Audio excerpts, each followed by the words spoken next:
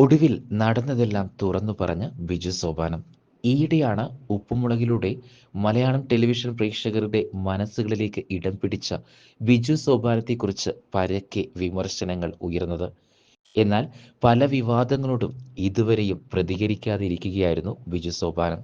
ഉപ്പുമുളകിലെ ഒരു നടിക്കെതിരെയുണ്ടായ ലൈംഗിക അതിക്രമണവും ഭീഷണിയുമാണ് ബിജു സോപാനത്തിനെതിരെ വിരലുകൾ ചൂണ്ടാൻ കാരണമായത്. എന്നാൽ എന്താണ് സംഭവിച്ചതെന്നും ആരാണ് യഥാർത്ഥ കുറ്റക്കാരെന്നും ഈ നടി ഏതാണ് എന്നൊന്നും ഇതുവരെയും വെളിപ്പെട്ടിരുന്നില്ല. എന്നാൽ ഇപ്പോഴിതാ ബിജു സോപാനത്തിൻ്റെ ഒരു അഭിമുഖമാണ് സോഷ്യൽ മീഡിയയിൽ വൈറലാകുന്നത്. ഈ അഭിമുഖത്തിലാണ് ചില തുറന്നു പറച്ചിലുകൾ അദ്ദേഹം നടത്തിയിരിക്കുന്നത്. തൻ്റെ വീട്ടിലെ ചില സാഹചര്യങ്ങളും ഒപ്പം ഉപ്പുമുളകും ലൊക്കേഷനിൽ നടക്കുന്ന ചില അതീവ രഹസ്യമായ വിഷയങ്ങളുമാണ് ഈ അഭിമുഖത്തിലൂടെ ബിജു തുറന്നു പറഞ്ഞിരിക്കുന്നത്.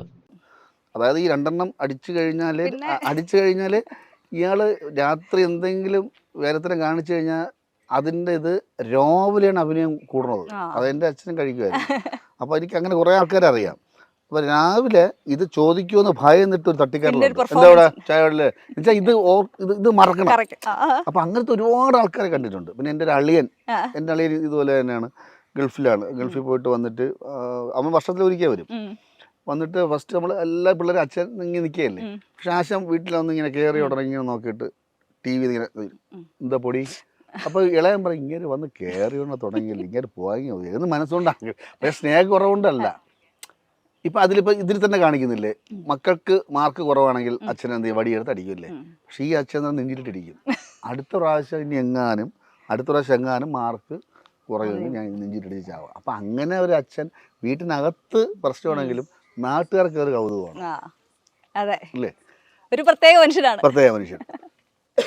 അപ്പൊ ഈ നാടകത്തിൽ നിന്ന് വരിക എന്നുള്ളൊരു നമ്മുടെ മനസ്സിലൊരു നാടകമുണ്ട്. പക്ഷെ കാവാലം സാറിന്റെ നാടകങ്ങൾ എന്ന് പറയുന്നത് അതെ, എൻറ്റയർലി ഡിഫറെന്റ് ആണ്. നമ്മൾ പെട്ടെന്ന് പണ്ട് നമ്മൾ അമ്പലപ്പറമ്പിൽ കണ്ട ആ, വളരെ ലൗഡായിട്ടുള്ള നാടകങ്ങളിൽ നിന്നൊക്കെ ഡിഫറെന്റ് ആയിട്ടുള്ളൊരു വളരെ കാവ്യാത്മകമായ രീതിയിൽ ഒരു പ്രത്യേക ശൈലിയാണ്. അതെ. അപ്പം ചേട്ടൻ സിനിമയിലേക്ക് വരാൻ ആഗ്രഹിച്ച ഒരാളാണ് കാവാലം സാറിന്റെ കളരിയിലേക്ക് എത്തിപ്പെടുന്നത്.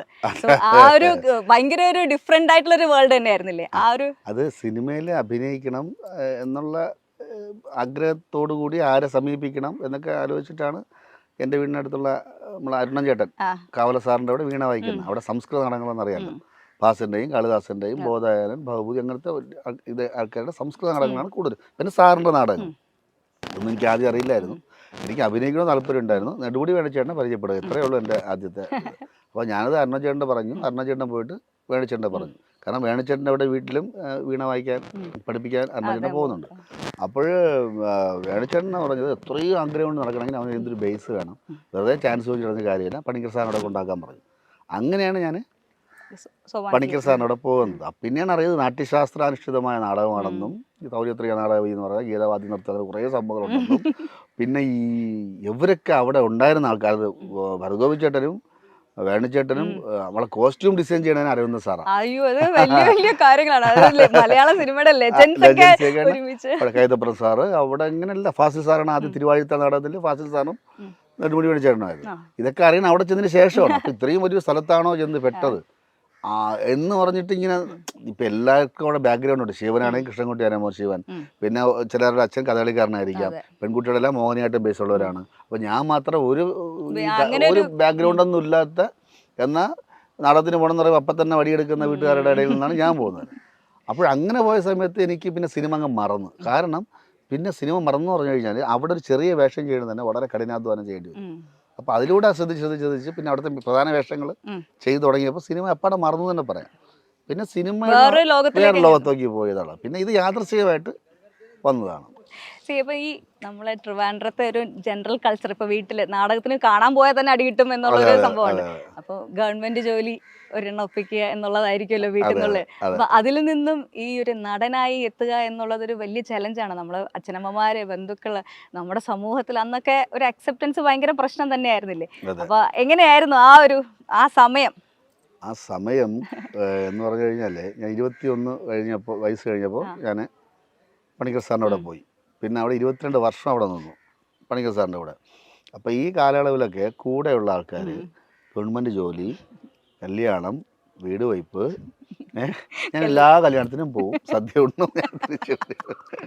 അപ്പോൾ കൂടെ ഉള്ളവർ തന്നെ വീട്ടുകാരെക്കാൾ കൂടുതൽ ഉപദേശിക്കണം, നിനക്കിത് പറ്റുമോ, സൈഡായിട്ട് എന്തെങ്കിലും നോക്ക്. കാരണം ഇത് വിജയത്തിലെത്താൻ വലിയ പാടാണ്. കാരണം ലക്ഷങ്ങൾ ഇറങ്ങി തിരിച്ചാൽ 1-2 പേരെ വിളിച്ചേക്കണം. അതും ഇത് ജീവിത മാർഗമായിട്ട് എടുക്കണതിന് വലിയ പാടാണ്. അതെ, നമുക്ക് പറയാൻ പറ്റും നാളെ ഞാൻ ഒരു കാര്യം ചെയ്യാം, 2 പാട്ട് പാടി ഞാൻ കുറച്ച് പൈസ ഉണ്ടാക്കാം, അല്ലെങ്കിൽ അഭിനയിച്ച് പൈസ ഉണ്ടാക്കാമെന്ന് നമ്മൾ ഒരിക്കലും പറയാൻ പറ്റില്ല. അപ്പം ഞാൻ എൻ്റെ ഉദ്ദേശം എന്ന് പറഞ്ഞു കഴിഞ്ഞാൽ എനിക്കൊന്നും വേണ്ട, വീടും വേണ്ട, ഭാര്യയും വേണ്ട, നല്ല വസ്ത്രങ്ങളും വേണ്ട, നല്ല വാഹനങ്ങളും വേണ്ട, എനിക്ക് അഭിനയിച്ചാൽ മതി. ആ ഒറ്റ ഇതിലാണ് ഞാൻ കാവല സാറിൻ്റെ അവിടെ. പക്ഷെ ഒരു കാര്യം, അതൊരു തണലും കൂടെയായിരുന്നു. പിന്നെ ഒരു എന്താ പറയുക, ഈ തള്ളക്കോഴി ചിറകിനടിയിലെ പോലെയാണ് നമ്മളെല്ലാം കാവല സാറിൻ്റെ ചിറകിനടിയിൽ അങ്ങനെയാണ് നിന്നത് തന്നെ. പിന്നെ ആ സാറിൻ്റെ ഈ പറയുന്ന അസുഖങ്ങളുടെ അവസാന സമയത്ത് എന്നെ തൊട്ടുമുമ്പായിട്ടാണ് ഞാൻ ഇതിലോട്ട് വന്നത്. അതിന് മുമ്പ് ഞാൻ വേറെ പോയി ചെയ്തിട്ടുണ്ടായിരുന്നു, ബാക്ക് ബെഞ്ചേഴ്സിൽ ചെയ്തിട്ടുണ്ടെങ്കിലും പ്രൊഫസറായിട്ട് ചെയ്തിട്ടുണ്ടെങ്കിലും സാറുമായിട്ട് ഇങ്ങനെ അസോസിയേറ്റ് ചെയ്തിട്ടുണ്ടായിരുന്നു. കാരണം ചില നാടകങ്ങളോടും അവിടെ ചെയ്യും ഇവിടെ ചെയ്യും. ഇത് തിരക്കായി. പിന്നെ സാറ് എന്നെ കണ്ടിട്ട് നല്ല അഭിപ്രായമാണ്. സാർ ഒരിക്കലും അങ്ങനെ പറയാറില്ല. കാരണം എന്ന് വെച്ചാൽ അദ്ദേഹത്തിന്റെ നാടകങ്ങളും രീതികളും ഒക്കെ വ്യത്യാസമാണ്. ഇവിടെ ഒരു നമ്മള് പക്കാ ഒരു എന്താ പറയുക കമേഴ്ഷ്യൽ സ്റ്റൈലിലുള്ളൊരു ഷൂട്ട് എന്ന് പറയുമ്പോൾ ഈ ഒരു ട്രാൻസ്ഫോർമേഷൻ, അതായത് നാടകത്തിന്റെ ശൈലിയിലേക്ക് നമ്മൾ എത്തിച്ചേരും. നമ്മളിപ്പോൾ ക്ലാസിക്കൽ ഡാൻസ് പഠിച്ചു കഴിഞ്ഞാൽ പിന്നെ നമുക്ക് സിനിമാറ്റിക് ഡാൻസ് ചെയ്യാൻ നേരത്തെ ഒരു ഭയങ്കര ബുദ്ധിമുട്ടാണ്. നമുക്ക് എവിടെയൊക്കെ ഒരു ചിട്ടയുണ്ട്, അലസമായി കൈവിടാനുള്ള ഒരു ബുദ്ധിമുട്ട്. നമുക്ക് ആ കാഷ്വൽ എന്ന് പറയുന്ന ഒരു സ്ഥലം അതിന് ബ്രേക്ക് ചെയ്ത് വരാൻ വലിയ പാടാണ്. നമ്മൾ ചിട്ടയായ ചില നാടക രീതികളൊക്കെ ചെയ്തിട്ട് അതിനെ ബ്രേക്ക് ചെയ്തിട്ട് ഒരു സാറിന് ഈസി മട്ടിൽ അഭിനയിക്കുക എന്ന് പറഞ്ഞാൽ സാധാരണ ഇത് നാടകത്തിൽ നിന്ന് പോകാത്ത ആൾക്കാർക്ക് എളുപ്പമായിരിക്കും. പക്ഷേ ഞാൻ ഇത്രയും വർഷം അത് തന്നെ ശീലിച്ച് കണ്ണെടുക്കുക, നോക്കണമെങ്കിൽ തിരിച്ചു നോക്കുക, നിൽക്കുക എന്ന് പറയുക. അപ്പോൾ ആ കൈയുടെ മുദ്രകൾ, കാരണങ്ങളൊക്കെ നമ്മൾ നാടകത്തിൽ വന്ന ഒരാൾ പെട്ടെന്ന് എന്ന് പറയണമെങ്കിൽ അത് നമ്മുടെ മനസ്സുകൊണ്ട് കഠിനാധ്വാനം, അതാണ് ഞാൻ പറയുന്നത്, കഠിനാധ്വാനം അത് ഭയങ്കരമായിട്ട് വേണ്ടി വരും. ഇല്ലെങ്കിൽ നമുക്ക് അതാണ് ഈ നാടകം എത്ര ടാലൻ്റായിട്ടുള്ള നാടകക്കാരുണ്ട് അല്ല, ഒരുപാട് നമ്മൾ അതിശയിച്ചു അവിടെ അഭിനയം കഴിഞ്ഞു. പക്ഷെ അതിൽ ഇതിലോട്ട് വരുമ്പോൾ ഉള്ള അവരുടെ ഈ ഒരു അത് എൻ്റെ അടുത്ത് നമ്മളെ വേണിച്ചേട്ടനൊക്കെ പറയും, അത് റെഗുലേറ്റർ പോലെയാണ്. അത് നമ്മൾ എവിടെയാണ് അത് ചെയ്യേണ്ടതെന്ന് നമ്മളത് അനുസരിക്കണം. വേണിച്ചേട്ടൻ പറഞ്ഞാൽ ഗോപിച്ചേട്ടനും വരദോപിച്ചേട്ടനും നമുക്ക് പറഞ്ഞു തരുമായിരുന്നു. പക്ഷെ അവരൊന്നും സിനിമയിൽ നീ പോകുമെന്ന് പറഞ്ഞിട്ടില്ല. കാരണം അവർക്ക് സിനിമയിൽ നിനക്ക് അവസരം കിട്ടുമ്പോൾ പോയിക്കോ.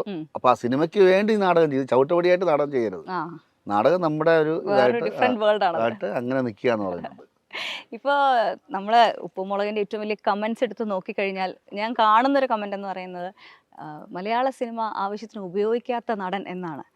അതായത് ചേട്ടൻ ഈ സിനിമയിൽ കാണണമെന്ന് ആഗ്രഹമുണ്ട്, പക്ഷേ ഒരു എപ്പിസോഡിലെങ്ങാനും ബാലുചേട്ടൻ ഇല്ലാണ്ട് ഇരുന്ന് കഴിഞ്ഞാൽ ഇതേ പ്രേക്ഷകരെ ബാലുചേട്ടൻ ഇല്ലാതെ ഞങ്ങൾ ഭയങ്കര ഒരു പ്രശ്നമല്ല. ഇഷ്ടക്കൂടുതലുണ്ടായിരിക്കും, അല്ലെങ്കിൽ കാണാതുള്ള സിനിമ അങ്ങനെ ഈ പറയുന്ന വാരി വലിച്ചൊന്നും സിനിമ ചെയ്യുന്നില്ല. ഇടയ്ക്കിടയ്ക്ക് വരുന്നുണ്ട് സിനിമകൾ വരുന്നു, അത് ചെയ്യുന്നുണ്ട്. ബാലു എന്ന ക്യാരക്ടർ ഹിറ്റായി കഴിഞ്ഞപ്പോൾ നമുക്ക് എന്താ ഭാഗ്യം, ആദ്യത്തെ സീരിയൽ തന്നെ ഫസ്റ്റ് ചെയ്തു, ഹിറ്റ് വേഷം. പക്ഷെ അതിന്റെ പുറകിലുണ്ടായിരുന്ന ഒരു കുറെ കാലത്ത് ഒരു സ്ട്രഗിള്. എനിക്കത് ഈ ബാക്ക് ബെഞ്ചേഴ്സ് പലർക്കും എനിക്ക് കണ്ട ഓർമ്മയുണ്ട്. നമ്മൾ അമൃത ടിവിയിലെ സിറ്റ്കോം കണ്ട ഓർമ്മയുണ്ട്. അപ്പൊ ആ ഒരു സിറ്റ്കോമിലേക്ക് എത്തുന്നത്, അതായത് നമ്മൾ കാണുന്ന യൂഷ്വൽ ഫിക്ഷൻ എന്ന് പറയുന്നത് മെഗാ സീരിയൽ അതാണ്. പക്ഷെ സിറ്റ്കോം ഇസ് എൻറ്റയർലി ഡിഫറെന്റ്. കാരണം ഇതിന് നമുക്ക് എന്തൊക്കെ അറിയാമോ, അതായത് നമുക്ക് എന്തൊക്കെ പരീക്ഷണങ്ങൾ വേണോ എല്ലാം നമുക്ക് ഇവിടെ ഉപയോഗിക്കാൻ പറ്റും. ഇപ്പം എനിക്കൊരു പോലീസുകാരനാണെങ്കിൽ ഇപ്പം എനിക്ക് തന്നെ എൻ്റെ കണ്ടന്റ് ഞാൻ ഇവിടെ നാളെ പോലീസുകാർ ഇങ്ങനൊരു കഥയുണ്ട്, ഇവിടെ കഥ എഴുതും. എനിക്ക് ഡോക്ടറാണെങ്കിൽ ഡോക്ടർ, മെക്കാനിക്കാണെങ്കിൽ മെക്കാനിക്, ഡാൻസുകാരനാണെങ്കിലും പാചകക്കാരനാണെങ്കിലും ജ്യോതിഷക്കാരനായിരുന്നെങ്കിലും എന്ത് വന്നാലും നമുക്ക് ചെയ്യാൻ പറ്റും. പിന്നെ നമ്മുടെ അറിഞ്ഞ് നമ്മുടെ കാര്യങ്ങൾ പറയാൻ പറ്റും. സീരിയലാകുമ്പോൾ അവർ ചെയ്യുന്ന ചിട്ടപ്പടിയായിട്ടുള്ള കാര്യങ്ങളെല്ലാം ചെയ്യാൻ പറ്റും. ഇവിടെ അങ്ങനെയല്ല, ഇവിടെ എല്ലാ സ്വാതന്ത്ര്യവും. ഈ ഒരു നമ്മളെ ഭയങ്കര ഒരു ഫ്രീഡം ഉണ്ടല്ലോ, നമ്മളത് ഇംപ്രവൈസ് ചെയ്തിട്ടാണ് സ്ക്രിപ്റ്റ് ചെയ്യുന്നത്. സ്ക്രിപ്റ്റ് വായിക്കുന്നുവെങ്കിലും നമ്മൾ ചെയ്യുന്ന സമയത്ത് ഭയങ്കരമായിട്ട് ഇംപ്രവൈസ് ചെയ്ത് തിരുത്താൻ പറ്റും. പക്ഷേ ഈ സാധാരണ സീരിയലിൽ അങ്ങനെ അല്ലെങ്കിൽ സിനിമയിലേക്ക് പോകുന്ന സമയത്ത് ചിട്ടയിൽ ഡയലോഗ് അങ്ങനെ തന്നെ പറയേണ്ടി വരും, ബുദ്ധിമുട്ടുണ്ടാവാറുണ്ട്. ഞാനങ്ങനെ പോയിട്ടില്ല സീരിയൽ, ഒന്ന് ചെയ്തിട്ടോ, രാധാമാധവ സീരിയൽ. അത് ഈ വീട്ടിൽ വെച്ചായിരുന്നു.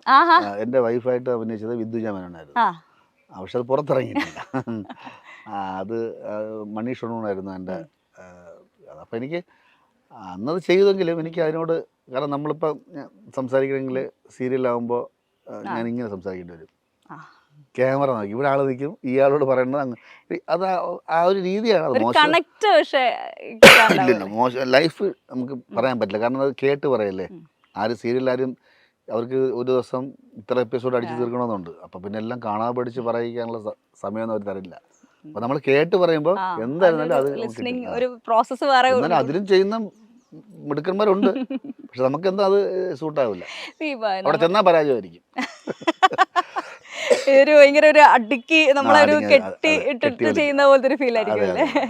ഇപ്പൊ നമ്മൾ ഇവിടെ കാണുമ്പോ എന്ന് വെച്ചാൽ ശരിക്കും ആ ഒരു ഫ്രീഡം നമ്മൾ കണ്ട് ശീലിച്ചിട്ടില്ല. നമ്മൾ കണ്ടിരിക്കുന്ന ആർട്ടിസ്റ്റുകൾ അവിടെ അനങ്ങാണ്ട് നിന്ന് ഡയലോഗ് പറയുന്നു, കുറച്ചു നേരം നിന്ന് റിയാക്ഷൻ കൊടുക്കുന്നു, മൊത്തത്തിൽ ബാക്ക്ഗ്രൗണ്ട് മ്യൂസിക്കിന്റെ ഇഫക്റ്റിൽ നമ്മൾ ഇമോഷൻസ് മനസ്സിലാവും. പക്ഷെ ഇതങ്ങനെയൊന്നുമില്ല, ഇങ്ങനെ അങ്ങോട്ട് കിടക്കുന്നു ഇങ്ങോട്ട് കിടക്കുന്നു.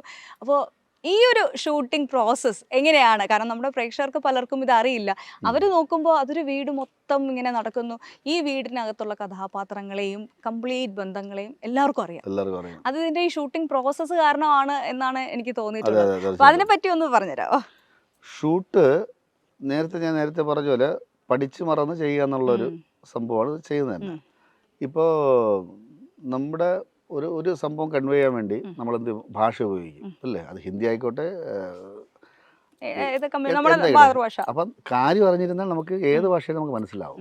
അപ്പം ഇവിടെ ഭാഷയ്ക്ക് വലിയ ഇമ്പോർട്ടൻസ് ഇല്ല, നമുക്ക് കാര്യം അവതരിപ്പിക്കുക എന്നുള്ളതാണ്.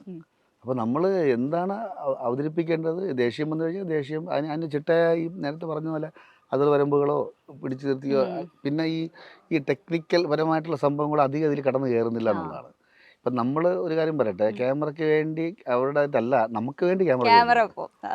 നമ്മൾ എവിടെ പോയാലും അവിടെ ക്യാമറ ഉണ്ട്, അല്ല ക്യാമറയ്ക്ക് ഒരു ചിട്ടവട്ടം വെച്ചിട്ട് ചെയ്യുമ്പോൾ ഉള്ള അതിലല്ല ഇത്. പക്ഷെ ഈ ഒരു സാധനം വേറെ ഒരിടത്ത് ഉപയോഗിക്കാൻ പറ്റില്ല. സിനിമയിൽ പറയുന്ന അതേ ഡയലോഗ് ഉണ്ട്, കൂടെ ചാടട്ടെ എന്നുള്ളതാണ്. അല്ല, അപ്പോൾ ഇതിപ്പോൾ സിനിമയിൽ ആപ്ലിക്കബിൾ അല്ല, സീരിയലിൽ ചെയ്യാൻ പറ്റില്ല. കാരണം അതിൻ്റെ രീതികളുണ്ട്. ഇപ്പം സംവിധായകൻ്റെ കലയാണ് സിനിമയാണെങ്കിൽ, ഇതിപ്പോൾ സംവിധായകൻ്റെ കലയെന്ന് മൊത്തത്തിൽ പറയാൻ പറ്റില്ല, എല്ലാവരും കൂടി ചേർന്നുള്ള സംഭവമാണ്. ആരും ഇതിൽ പ്രധാന കണ്ണിയാണ്ടി ഞാൻ മാത്രമല്ല ഇവിടെ. പാറക്കുട്ടി ഇപ്പം ഇന്നലെ വന്ന് ഇപ്പം പൂച്ചക്കുട്ടി വരെല്ലാം ഒന്നാണ്.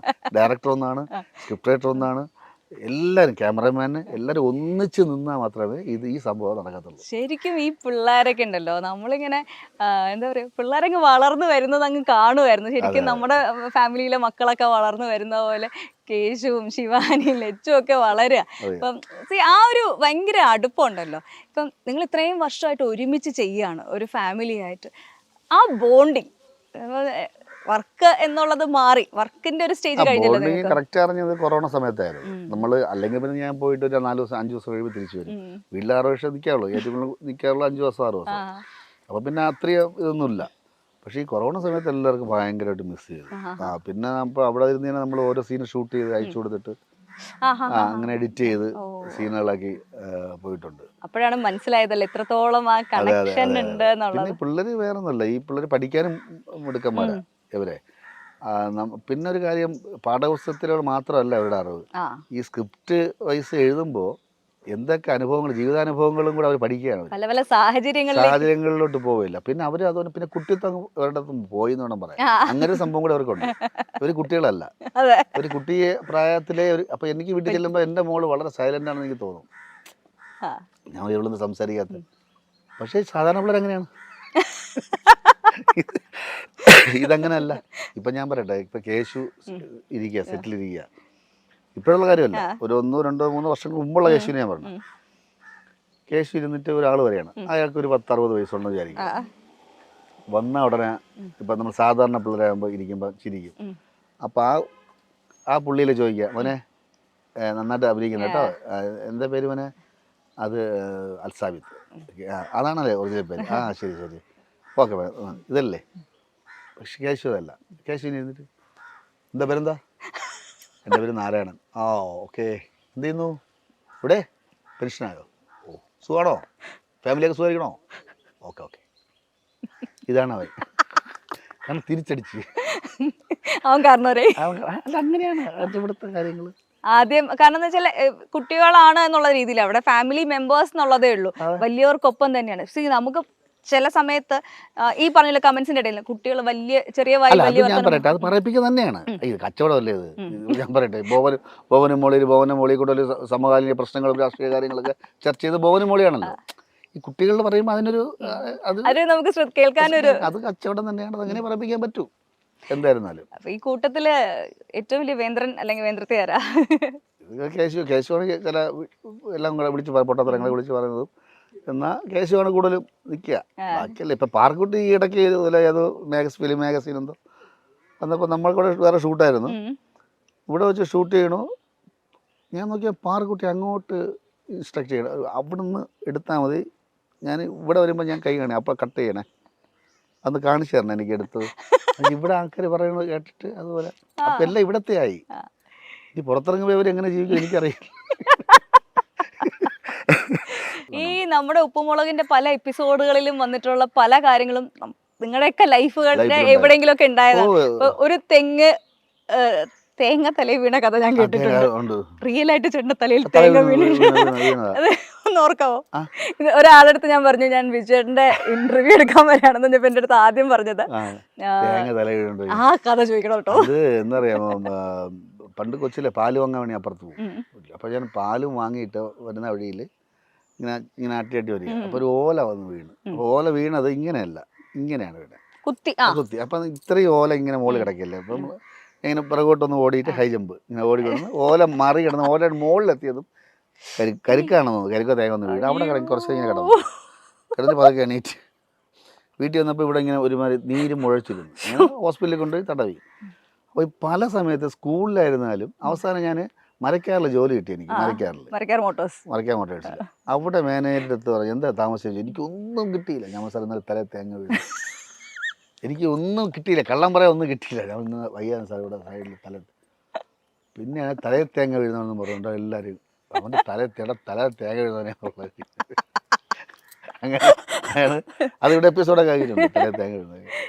അദ്ദേഹത്തിന്റെ വളരെ ക്ലോസ് ആയിട്ടുള്ള ഒരു ചൈൽഡ് ഫ്രണ്ട്, അദ്ദേഹത്തിന്റെ നായികയായിട്ട് ഞാൻ അഭിനയിച്ചിട്ടുണ്ട്, ഷാജി ചേട്ടൻ. അപ്പൊ കണ്ണൻ ചേട്ടൻ തന്നെയായിരുന്നു എന്റെ റൈറ്റർ. അപ്പൊ എനിക്ക് കുറെ കഥകളൊക്കെ ഇവിടുത്തെ കഥകളൊക്കെ ഇങ്ങനെ പറഞ്ഞു തരുമായിരുന്നു. ഷാജി ഞാനായിട്ട് ബന്ധം കൊച്ചിലെ പോലെ. ഷാജിയുടെ അച്ഛൻ നല്ലൊരു ബാല ആണ്. ഞാൻ അവിടെ പോയി എന്റെ രാജാപ്പാട്ട കൊച്ചിലെ ചിന്തപ്പാപ്പൻ. എനിക്ക് തോന്നുന്നു കൊച്ചിലെ ഞാൻ അവിടെ പോയി കിരീടമൊക്കെ എടുത്ത് നോക്കിയും ഷാജിയുടെ വീട്ടിലെ. അന്ന് ഷാജി എന്നെക്കാൾ വളരെ ജൂനിയറാണ് ഷാജി. അങ്ങനെ ചെയ്യുമായിരുന്നു. പിന്നെ നമ്മൾ പ്രീ ഡിഗ്രിക്ക് പഠിച്ചപ്പോഴാണ് ഞാൻ ഷാജി ദീപു എന്നൊരു ഫ്രണ്ടും കൂടെ ട്രിവാൻഡ്രത്ത് നിന്ന് ദേവികുളം വരെ സൈക്കിളിൽ പോകും. എന്തിനാണ് ഈ ദേവികുളത്ത് പോകുന്നത്? അല്ല, അവിടെ എൻ്റെ ഒരു വലിയ ഉണ്ടായിരുന്നു, പുള്ളി സബ് രജിസ്റ്റർ ഓഫീസറാണ്. ട്രിവാൻഡ്രത്ത് നിന്ന് ദേവികുളം എന്ന് പറഞ്ഞാൽ അത്യാവശ്യം നല്ല ദൂരമുണ്ട്, എത്ര ജില്ലകൾ തണ്ടണം. പക്ഷെ ഞാനും ഷാജി കോതമംഗലം വരെ പോയി.